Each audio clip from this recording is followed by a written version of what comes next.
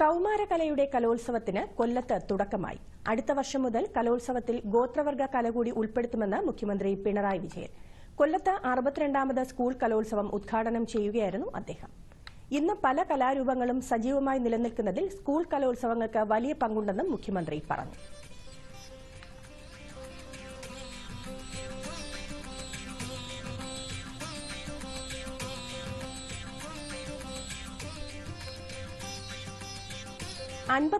ഇനങ്ങളിലാണ് ആദ്യ ദിനം മത്സരങ്ങൾ നടക്കുന്നത്. 14,000-ഓളം മത്സരാർത്ഥികൾ 5 ദിവസങ്ങളിലായി വിവിധ വേദികളിൽ മാറ്റുരയ്ക്കും.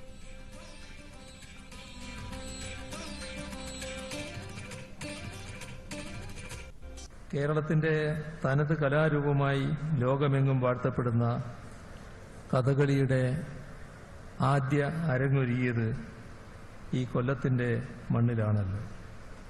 അങ്ങനെ വളർന്നു വികസിച്ച സാംസ്കാരിക മേഖല കൊല്ലത്തിന്റെ വലിയ സമ്പത്താണ്. കൊല്ലത്തിന്റെ സവിശേഷതകൾ സാംസ്കാരിക രംഗത്ത് മാത്രമായി ഒതുങ്ങി നിൽക്കുന്നില്ല. അധിനിവേശ വിരുദ്ധ സമരങ്ങളിൽ കൊല്ലം നൽകിയ സംഭാവനകൾ മറക്കാവുന്നതല്ല.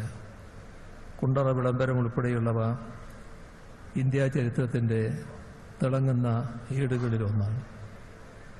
അധിനിവേശ വിരുദ്ധ